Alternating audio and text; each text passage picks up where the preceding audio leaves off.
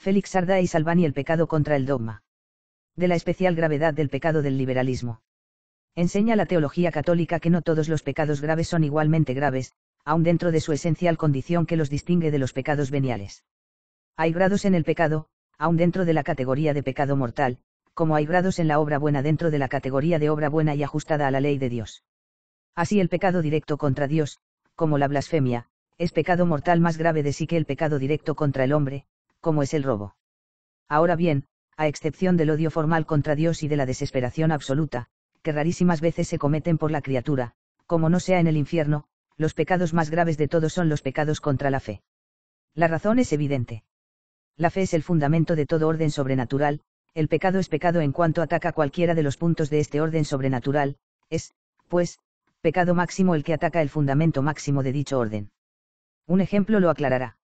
Se ocasiona una herida al árbol cortándole cualquiera de sus ramas, se le ocasiona herida mayor cuando es más importante la rama que se le destruye, se le ocasiona herida máxima o radical si se le corta por su tronco o raíz.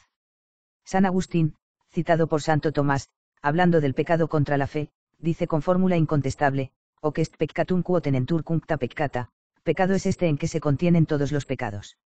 Y el mismo ángel de las escuelas discurre sobre este punto, como siempre, con su acostumbrada claridad. Tanto, dice, es más grave un pecado, cuanto por él se separa más el hombre de Dios. Por el pecado contra la fe se separa lo más que puede de él, pues se priva de su verdadero conocimiento, por donde, concluye el santo doctor, el pecado contra la fe es el mayor que se conoce. Pero es mayor todavía cuando el pecado contra la fe no es simplemente carencia culpable de esta virtud y conocimiento, sino que es negación y combate formal contra dogmas expresamente definidos por la revelación divina. Entonces el pecado contra la fe, de suyo gravísimo, adquiere una gravedad mayor, que constituye lo que se llama herejía. Incluye toda la malicia de la infidelidad, más la protesta expresa contra una enseñanza de la fe, o la protesta expresa a una enseñanza que por falsa y errónea es condenada por la misma fe.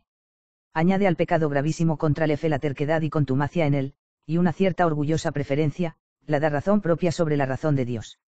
De consiguiente, las doctrinas heréticas y las obras heréticas constituyen el pecado mayor de todos, a excepción de los arriba dichos, de los que, como ya dijimos, solo son capaces por lo común el demonio y los condenados. De consiguiente, el liberalismo, que es herejía, y las obras liberales, que son obras heréticas, son el pecado máximo que se conoce en el código de la ley cristiana. De consiguiente, salvo los casos de buena fe, de ignorancia y de indeliberación, ser liberal es más pecado que ser blasfemo, ladrón, adúltero u homicida, o cualquier otra cosa de las que prohíbe la ley de Dios y castiga su justicia infinita. No lo comprende así el moderno naturalismo, pero siempre lo creyeron así las leyes de los estados cristianos hasta el advenimiento de la presente era liberal, y sigue enseñándolo así la ley de la Iglesia, y sigue juzgando y condenando así al tribunal de Dios.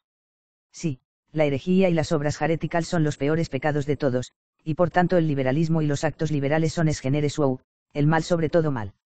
Del liberalismo es pecado. 4. Cuestiones candentes por Félix Sardá y Salvani.